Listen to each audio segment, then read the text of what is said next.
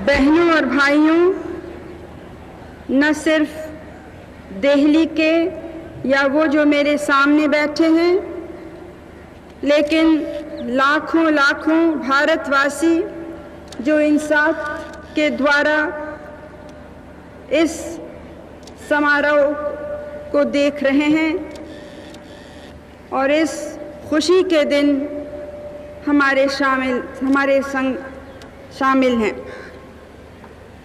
और साथ ही मैं अपनी आवाज़ वहाँ भी पहुँचाना चाहती हूँ जो न रेडियो द्वारा न इनसैट लेकिन हृदय के द्वारा पहुँचती है, जो लाखों लाखों हिंदुस्तानी भाई और बहन हमारे देश के बाहर रहते हैं। आज का दिन हमारी 36वीं स्वतंत्रता दिवस का वर्षगांठ है और हम और आप यहाँ इस ऐतिहासिक लाल किले पर खड़े हैं जो स्वतंत्रता की भावना का प्रतीक रहा। 1858 से लेके और बाद में गांधी जी के नेतृत्व में जो आंदोलन हुए शांतिमय, नेताजी सुभाष बोस ने जो अपनी फौज बनाई और जहाँ भी भारतवासी थे उनके हृदय में एक ही विचार था, कैसे हम साथ होके और इस लाल किले पर आज़ाद भारत का झंडा फहराएं। 36 वर्ष पहले जवाहरलाल नेहरू ने पहले दफे वो फहराया यहाँ पे। उनका संबंध उसके पहले से भी लाल किले से बंधा था, जब यहाँ पे हमारे कैदी बंद थे और उनकी बचाव के लिए वो और हिंदुस्तान के बड़े लोग आगे बढ़े थे।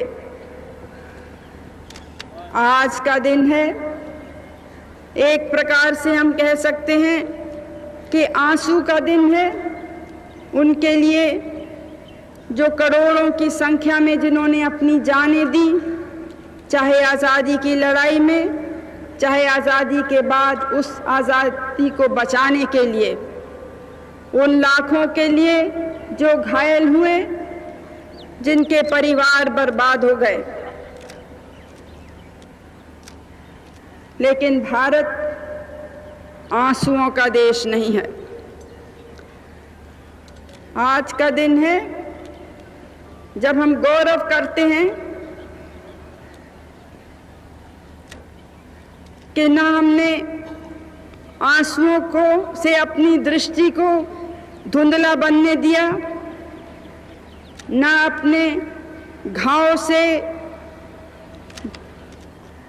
घबराए, बिना पट्टी बांधे, बिना रुके, हर कष्ट का, हर खतरे का सामना करते हुए ये देश आगे बढ़ा है। चाहे सीमा की लड़ाई हो, चाहे विदेशी हुकूमत से लड़ाई हो, और आज चाहे गरीबी और आर्थिक पिछड़ेपन, नाइंसाफ़ी और जुल्म से लड़ाई है। भारत ने हमेशा अपने गम को पिया और हिम्मत से भारत के इतिहास, भारत की परंपरा पर गौरव करते हुए मजबूती से हमने अपने पैर आगे बढ़ाए हैं। आज कोई कष्ट से हम बचे नहीं हैं, कोई खतरों से हम बचे नहीं हैं। आप में से हर एक जो यहाँ बैठे हैं और जो हमारे करोड़ों किसान भाई हैं, करोड़ों मजदूर भाई हैं, बहुत से वो जो बेरोजगार हैं, जो हमारी महिलाएं हैं या हमारे हरिजन, पिछड़ी जाति के लोग, हमारे आदिवासी भाई और बहन या जो भी हैं, जहाँ तक आज़ादी के फल पूरी तौर से नहीं पहुँच सके, जहाँ पे उद्योग नहीं पहुँच सके, जहाँ पे आधुनिकता नहीं पहुँच सकी, लेकिन इस लड़ाई में हम सब संग हैं। आज उन सब के तरफ हमारा ध्यान है। अगर ये काम पूरे नहीं हो सके तो इस वजह से नहीं कि इच्छा नहीं थी या प्रयास नहीं था, लेकिन इस वजह से कि इतना बड़ा काम कोई जादू से या एक दिन में नहीं हो सकता है। इसलिए कि ऐसे काम कितनी भी इच्छा हो, कितना भी बड़ा प्रयास हो, इसमें समय लगता है और उसकी गति, उसकी रफ्तार कौन तय करता है? हमारी इच्छा नहीं, लेकिन लोगों का सहयोग। अगर लोग साथ खड़े रहेंगे, अगर लोग वो गुण दिखाएंगे जो उन्होंने आज़ादी की लड़ाई में दिखाए, या हमारे ऊपर हमला होता है तो एक होके खड़े हो जाते हैं। हमारे बहादुर अफसरान और जवानों के पीछे, हमारी सेनाओं के पीछे अगर वो भावना इस गरीबी की लड़ाई में भी, इस भारत को ऊपर उठाने की लड़ाई में भी वो दिखाएं, तो हम और तेजी से आगे बढ़ें। हमें दुख होता है कि ये भावना हमेशा नहीं दिखती है। देश के जो सबसे बड़ी कमजोरी थी हमारे ऊपर, जब विदेशी राज्य था तो उनकी क्या कोशिश थी कि किसी न किसी तरह से धर्म के नाम से या कोई और कारण हमारे बीच में मतभेद डालें, जिसमें जो ये सेना थी, शांतिमय सेना, गांधी जी की सेना, आज़ादी के स्वतंत्रता सैनिकों की सेना, ये दुर्बल हो जाए, उनके जाल में हम नहीं फंसे। बीच बीच में होता रहा कुछ न कुछ गड़बड़, दंगे भी हुए, लेकिन आम तौर से हम अपने चुने हुए रास्ते पर आगे बढ़े। जब आगे बढ़ते हैं किसी यात्रा पर तो बहुत से रास्ते दिखलाई पड़ते हैं, कुछ बड़े, कुछ पगडंडी, और हर समय हमें चुनना होता है कि किस रास्ते पे अपने पैर आगे बढ़ाएंगे। हमारा जैसा देश जो इतनी गरीबी में था, इतना दबा हुआ था और डरा हुआ भी था एक समय, उसके लिए बहुत से रास्ते सामने नहीं हैं। वास्तव में तो एक ही रास्ता है, वो एकता का रास्ता है जो कौम को, समाज को, देश को मजबूत करे, जो खतरे से नहीं डरे, जो कष्ट से नहीं डरे। कष्ट आज़ादी के पहले भी थे और बहुत से आज हमारे सामने लोग बैठे हैं और देश में हैं जो आज़ादी के बाद पैदा हुए, जिनको कल्पना भी नहीं है कि किस प्रकार से अपमान होता था और गरीबी का सच्ची चित्र क्या है, उसका वो सोच भी नहीं सकते हैं। आज गरीबी देश में है, लेकिन साथ साथ मध्यम वर्ग मजबूत हुआ है, संख्या में भी, और उसकी ताकत भी बढ़ी है। आज कुछ बेरोजगारी है, लेकिन बहुत से लोगों को रोजगारी के, नौकरी के, आगे बढ़ने के अच्छे मौके मिले हैं और मिल रहे हैं, और जितना काम आगे बढ़ेगा, जितना विकास बढ़ेगा, उतने ही वो मौके आगे बढ़ेंगे। हमारे देश में जहां हमें हाथ भीख मांगने के लिए लंबा करना पड़ता था, आज हम अपने देश में वो अनाज पैदा कर सकते हैं, लेकिन काफ़ी नहीं है। जनसंख्या भी बढ़ रही है,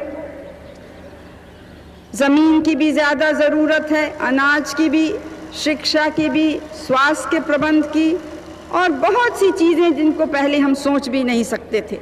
आज वो सब चीज़ें आवश्यक वस्तु हो गई हैं हर एक व्यक्ति के लिए, हर एक परिवार के लिए।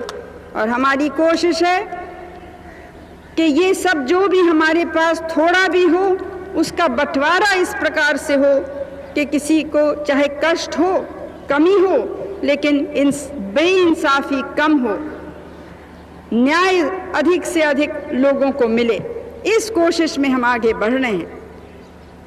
आज हमारे दुश्मन क्या हैं? हो सकता है कि बाहरी दुश्मन भी हैं और होंगे। गरीबी तो पुराना दुश्मन हमारा और दूसरे हमारे जैसे देशों का दुश्मन है ही है। आर्थिक पिछड़ापन भी दुश्मन है। लेकिन किस चीज़ ने भारत को पहले कमज़ोर किया था, जिससे हमने आज़ादी खोई, वही आज भी है जो भारत को कमज़ोर कर सकता है और कर रहा है। वो है जो धर्म के नाम से अनेकता आती है, वो है जो भाषा के नाम, प्रांतीयता के नाम, जातिवाद को लेके आपस में भाई भाई के बीच में नकली दीवारें खड़े करते हैं। मैं आपसे पूछती हूँ, मेरे भाई और मेरी बहनों और प्यारे बच्चों, कौन देश है जो बिना एकता के, बिना कड़ी मेहनत के आगे बढ़ सका है? हम चाहते हैं हमारी सेनाएं मजबूत हों। किस लिए? किसी पे हमला करने के लिए नहीं, हम अपनी सीमाओं को बचाने के लिए, अपने देश को सुरक्षित रखने के लिए। हम चाहते हैं कि हमारे यहाँ उद्योग बढ़े, कृषि का उत्पादन बढ़े, जिसमें लोगों को नौकरी मिले, जिसमें वो सामान पैदा हो, जिससे सबके जीवन स्तर में कुछ ऊंचाई आए, कुछ आराम और सुख आए। हम शांतिमय देश हैं और शांति की भावना केवल अपने देश में नहीं, दूर दूर हम विश्व में चाहते हैं। लेकिन ये कब हो सकता है? जब ये जो घुन के तरह अफवाहबाजी फैलती है, अन्याय की आवाज़ उठती है। हमें मालूम है कि कभी कभी अन्याय होता है, हमको मालूम है कि कभी कभी अत्याचार होता है, हमको मालूम है कि कभी कभी भ्रष्टाचार भी है। लेकिन इनसे लड़ने का क्या तरीक़ा है? क्या कमज़ोर सरकार इनसे लड़ सकती है? क्या वो सरकार जिस पे स्वयं हर समय हमला हो रहा है, वो गरीबों को सुरक्षित रख सकती है? अल्पसंख्यक के लोगों को बचा सकती है? क्या वो सरकार इस देश का सारी दुनिया में सिर ऊंचा कर सकती है? समय आया है, असल में तो कभी गया नहीं था, लेकिन आज पहले से ज़्यादा उसकी ज़रूरत है, क्योंकि दुनिया में ख़तरे बढ़ गए हैं। जिन ख़तरों का, जिन कष्टों का सामना हम और आप और विशेष करके जो ज़्यादा गरीब पिछड़े हुए तबके हमारे देश के हैं, जिनका सामना हम कर रहे हैं, कम और बेश वही स्थिति सारी दुनिया में है। धनी से धनी और मजबूत से मजबूत देशों में आज बेरोजगारी है, बढ़ती हुई कीमतें हैं, आर्थिक स्थिति संतोषजनक नहीं है। बहुत से देश जाने का मुझे मौका मिला है, और जहाँ नहीं भी मैं पहुँचती हूँ या हमारे दूसरे मंत्रीगण नहीं पहुँचते हैं, उनकी भी खबर तो हर समय आती है। हर एक के मन में चिंता है, लेकिन इन सब चिंताओं के ऊपर एक बहुत बड़ी चिंता है कि ये हमारी मनुष्य जाति जिसने ज्ञान अपना बढ़ाया, अपनी क्षमता बढ़ाई, ये किधर जा रही है? क्या ये खुदकुशी करने जा रही है, या इस सुंदर हमारी इस पृथ्वी को समाप्त करने जा रही है? ये प्रश्न अब अधिक से अधिक लोग सोच रहे हैं, और दुनिया की राजधानियों में और दूसरी नगरियों में इसके आंदोलन, इस पर लिखा, इस पे बोला जा रहा है। 3 बड़े खतरे हैं। एक तो जो औजार, हथियार बुरे से बुरे प्रकार के जो मनुष्य जाति को, उसकी इमारतों को, उसके शहरों को, उसके खेतों को बर्बाद करते हैं, वो हथियार बहुत बड़ी तरह से जमा किए जा रहे हैं देशों में। दूसरे, जो अमीर और गरीब देशों के बीच में अंतर बढ़ता जा रहा है। हमारे देश में और गरीब देशों में भी ये अंतर है, हम किसी से ये छुपाते नहीं हैं, लेकिन हम कम से कम उस कोशिश में लगे हैं कि समाजवाद के तरफ हमारा देश जाए। और हमारे समाजवाद के मुख्य माने ही ये हैं कि ये अंतर कम हो, बराबरी ज़्यादा समाज में आए और आज़ादी के फल घर घर और हर एक व्यक्ति तक पहुँचें। तीसरा खतरा वो है कि लालच में, चाहे कोयला निकालना हो, चाहे तेल निकालना हो, चाहे दूसरे देशों के तेल पर हमारी आंख हो या दूसरे कोई चीज़, हम ये नहीं सोचते हैं कि आज हम जो कर रहे हैं उसका क्या प्रभाव, क्या असर पड़ेगा आते हुए पुश्तों पे, आते हुए युगों पर। ये तीन मुख्य बातें हैं। हमारा गौरव है कि हम भारतवासी हैं। भारत एक देश है, कोई दूसरे देशों से कोई ज़्यादा अच्छा नहीं है, दूसरे देशों से ज़्यादा सुंदर नहीं है। क्या इसकी महानता रही है, क्या इसके गुण रहे हैं जिसने इसको सदियों नहीं हजारों साल से बचाया रखा है और हर कष्ट का सामना करने को हमारी गरीब जनता को क्षमता और ताकत दी है? वो है हमारी पुरानी परंपरा के जो ऊंचे आदर्श थे।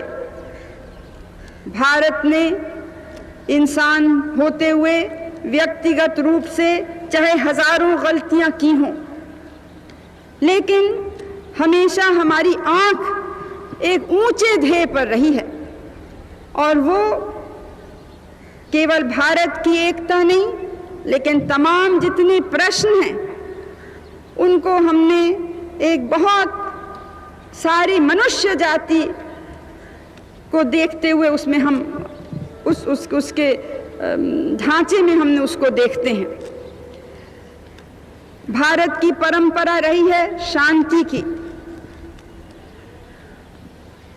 एक दूसरे की विचारधारा को बर्दाश्त करने की, सब लोगों को संग लेके चलने की, और केवल मनुष्य को नहीं, जानवरों को, पौधों को। ये रही है हमारी परंपरा। चाहे आप गौतम बुद्ध की शिक्षा को देखें, चाहे आप सिखों के बड़े गुरुओं की शिक्षा को देखें, चाहे आप सम्राट अशोक ने जिस प्रकार से अपना संदेश सारे देश में फैलाया, या अकबर बादशाह ने जिस तरह के हर धर्म के लोगों को अपने दरबार में लिया और उनके विचारों से लाभ उठाया, इस देश को मजबूती दी। चाहे फिर आज श्री अरबिंदो की वर्षगांठ भी है। कहीं दुनिया में होता है कि एक बड़ा क्रांतिकारी जो एक समय हिंसा में मानता था, वो आधुनिक वो विचार रखते हुए, आज़ादी का प्रेम रखते हुए आध्यात्मिकता के तरफ भी मुड़े और देश का मनोबल कैसे ऊपर करे, देश की अंदरूनी शक्ति है उसको कैसे बढ़ाए, उसके तरफ भी ध्यान दे।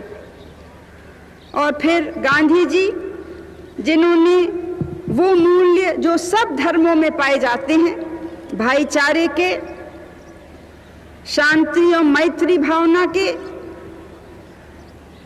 उनको और अहिंसा के, उनको आज़ादी के लड़ाई के औजार बनाया। हम आज़ादी के लिए लड़ रहे थे, हमारे पास बंदूक और तोप नहीं थी, हमारे औजार थे हमारी एकता, हमारा देश प्रेम और हमारा अपने ध्येय के तरफ लगन और निष्ठा। वो औजार क्या हमने खो दिए हैं? क्या आज वो देश प्रेम नहीं है? क्या आज हम तैयार नहीं हैं वो कुर्बानी देने को? आजकल बहुत से बच्चे मेरे सामने बैठे हैं, बहुत से बच्चे, बहुत से नौजवान मेरी आवाज़ सुन रहे होंगे, उनसे मेरी पुकार है। लेकिन आप सब जो बड़ी उम्र के भी हैं, कुछ को पुराने दिन याद हैं और कुछ ने शायद नहीं देखे, लेकिन हमको एक सूत्र में बंधना है, देश प्रेम के लिए, देश की शक्ति के लिए। जो प्रांतीयता बढ़ रही है, जो राजनीतिक लाभ के लिए लोग धर्म का नाम लेते हैं या समाज का नाम लेते हैं या भाषा का नाम लेते हैं या जाति का नाम लेते हैं, वो देश की भलाई नहीं चाहते हैं। कुछ लोग हैं वो समझते हैं कि केवल तोड़ फाड़ से ही कोई आगे बढ़ सकता है, क्योंकि उससे शायद नाम समाचार पत्र में आ जाता है, कुछ धूमधाम हो जाती है। लेकिन हमको धूमधाम चाहिए या हमको अपने देश को मजबूत बनाना है? हमको अपना नाम अखबार में लाना है या हमको अपने देश को चमकाना है? ये आज आप सबको चुनना है। और मुझे विश्वास है कि जैसे बच्चों ने और बड़ों ने आज़ादी की लड़ाई में और जब भी हमारे ऊपर हमला हुआ है उसका मजबूती से सामना किया है, आज वही शक्ति उनके भीतर है। आज जो भारत के प्राचीन मूल्य हैं उनको हमको मजबूत बनाना है। हम भारतीय नागरिक हैं और हम में से किसी को कभी न वो काम करना है, कभी न वो शब्द बोलने हैं, न कभी वो विचार भी करना नहीं है जिससे भारत माता का सिर झुक सकता है। हमारे ऊपर एक ज़बरदस्त जिम्मेदारी है, अपने लिए नहीं लेकिन आते हुए लोगों के लिए। भारत कोई 5 साल, 10 साल, 100 साल जीने का देश नहीं है, हजारों साल जीवित रहा है और हजारों साल और इसको जीवित रहना है। इसके लिए आज हमको अगर तत्काल में त्याग करना है, भविष्य के लिए, उस त्याग के लिए, उस सेवा के लिए मैं आपको पुकार देती हूँ। और मुझे पूरा विश्वास है कि इसमें हम और आप, कुछ भी हमारी विचारधारा हो, राजनीतिक मतभेद हो या दूसरे मतभेद हों, एक होके हम भारत के सैनिक बने। हम वर्दी नहीं पहनते हैं, जो वर्दी पहनते हैं उनका हम आदर करते हैं और उन पर हमारा गौरव है, लेकिन हम उनसे कम सिपाही नहीं हैं इस भारत को आगे बढ़ाने की लड़ाई में। तो फिर से मेरी यही प्रार्थना है कि हम एक हों, हम मजबूत हों, हम जिंदा दिल से और हंसते हुए, खुशी से, कष्ट को सहते हुए हम आगे बढ़ें। इस सुंदर देश को और सुंदर बनाएं, इसको साफ करें। जो भी इसमें गंदगी है, चाहे सड़क की गंदगी हो, घर की गंदगी हो, दिल के अंदर गंदगी हो, हर एक को जिम्मेदारी स्वयं लेनी है। हमारी आदत हो गई है कि दूसरे को दोष दें, दूसरा गलत काम कर रहा है। हर एक अपने दिल से पूछे कि क्या हम ठीक काम कर रहे हैं कि नहीं, क्या हम उस गलत काम को रोकने के लिए अपनी पूरी ताकत लगाने के लिए तैयार हैं कि नहीं। छोटा सा छोटा आदमी हो, बड़ा सा बड़ा आदमी हो, ये हमें सोचना है। और ये सोचेंगे और हर एक अपने में परिवर्तन ला सकेगा तो फिर क्या समाज में परिवर्तन नहीं आएगा, क्या देश में परिवर्तन नहीं आएगा? ये है एक प्रश्न जो आपको अपने हृदय से पूछना है। तो फिर से आप सबको ये दिन मुबारक हो और उसकी खुशी में आप तैयार रहें हर कष्ट, हर भय का सामना करने को और अपनी पूरी ताकत लगाने को, इस भारत की एकता को मजबूत करने को, इस भारत को दुनिया में चमकाने के लिए। मैं आपको धन्यवाद देती हूँ और सबको अपनी शुभकामनाएं देती हूँ।